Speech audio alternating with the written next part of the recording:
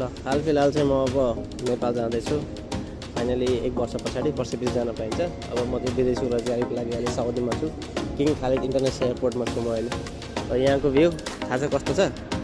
यस्तो यो एयरपोर्ट भित्रको, एयरपोर्ट बाहिरको होइन, एयरपोर्ट भित्र हो यो। नेपाल कहिले बन्ने यस्तो? यो जुनीमा त बन्दैन। 3 लिटर पेट्रोलमा भर दिन्छौ अनि त्यस पछाडि 5 वर्षसम्मको लागि त्यसले 3 लिटर पेट्रोलको 30,000 पेट्रोल निकाल्छ। अनि नेपाल कहिले बन्नु यस्तो?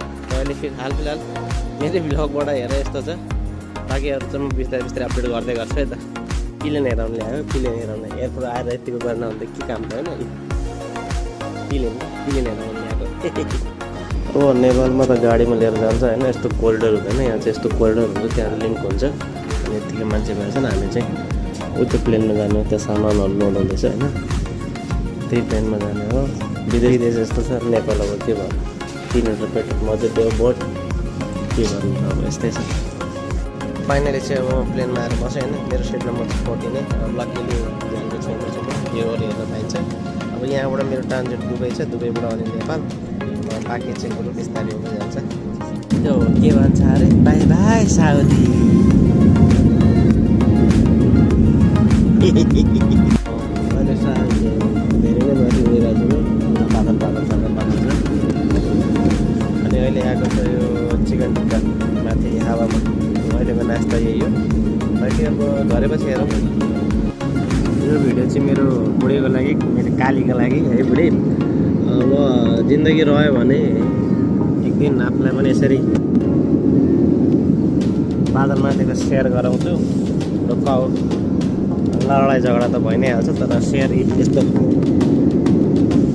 त्यो चाहिँ देखाउँछु। फाइनली दुबई आइपुग्न आइपुगेछ। सानो सानो सिपहरू देखिरहेको समुद्रमा, यटहरू पनि छन्। अब ल्यान्ड हुन आँटेको छ। ल दुबई आइयो, दुबई हेर्ने।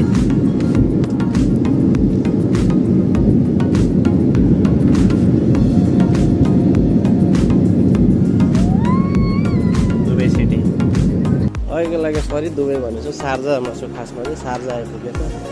अब सार्जा ल्यान्ड गऱ्यो। यहाँबाट चाहिँ काठमाडौँको लागि चल्यो। एयरपोर्ट भनिन्छ मात्रै, तर सेम लाइक अ मल हो। अब आशा छ कुनै दिन त हुन्छ होला, बट राइट नाउ चाहिँ अहिले सार्जामा आइपुगेछ। यसैमा जाने हो।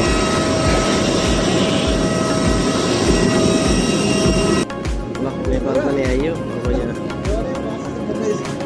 लगेज बोक्रमा नेपाल झरियो। Welcome to Nepal.